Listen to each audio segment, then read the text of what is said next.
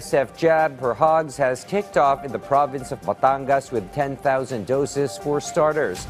But the potency of the vaccine can only be determined a fortnight or 2 weeks of waiting for the antibodies to build inside, which the Bureau of Animal Industry will check for efficacy. Our Clazel Pardilla fills us in with more details. The Department of Agriculture has started the first government vaccination drive against African swine fever in Lobo, Batangas today. The initial batch of 41 hogs received the ASF vaccine in Barangay Malapad na Parang Lobo, Batangas, including those owned by Vicente. Para safety sa aking baboy, safety rin ng mga bumibili. Ay malaki pong halaga naman ang aking nakapondo. Kung mawawala yung aking mga babuyan, kakapalambot.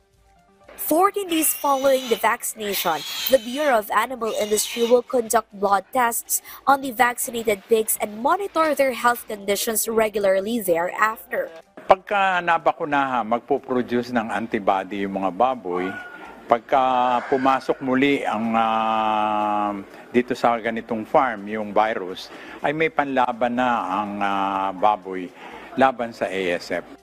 According to the Philippine Statistics Authority, the hog population has decreased to 10 million, representing a 23% decline compared to over 13 million before the ASF outbreak in 2019.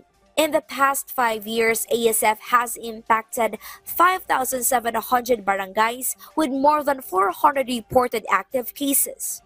This situation has significantly affected both the supply and prices of pork. In Lobo, the price of pork fell last month due to decreased sales caused by the ASF outbreak scare. However, there are signs of gradual price hike. Noong pong isang linggo, ang per kilo ay 120, ngayon po ay 150. Ang liempo po ay 200. Noong pong sinusundan, ang presyo po ay 150. Kasi po wala nang mabili. Kunti na lang, kunting-kunti na lang. Nagkasakit, namatay. May bottleneck lang po. So there are some areas like for example, ang bayan po ng Lobo, hindi pa makalabas ang baboy. Inaantay po nating lumabas po yung order na makapag-test. Pag negative, ilalabas. Alam ko po, napakalaki na po ng lugi. We're very hopeful na sana tumalab po ang bakuna at sana maproteksyonan natin ang industry natin. The Department of Agriculture has assured the public current supply of pork remains sufficient. The agency is working to enhance the confidence of hog producers through a government-controlled vaccination program. This initiative aims to increase pork supply and make pork prices more affordable for consumers. Naisakatuparan natin ngayon ang isa sa mga pangako ng ating Pangulo na magsisimula immediately yung pagpapabakuna at ito yung hudyat. At sunod-sunod na ito from Lobo, it will cover the whole of Batangas at inaasahan natin yung ibang lugar, lalo na yung mga maraming cases ngayon ay susunod na rin. The DA plans to administer 10,000 doses of the ASF vaccines to hogs in Batangas with an additional 150,000 doses expected to arrive next week. This is part of a larger procurement of 600,000 doses of the ASF vaccine by the government. The vaccine will be administered to hogs that are 4 weeks old and older, provided they test negative for ASF.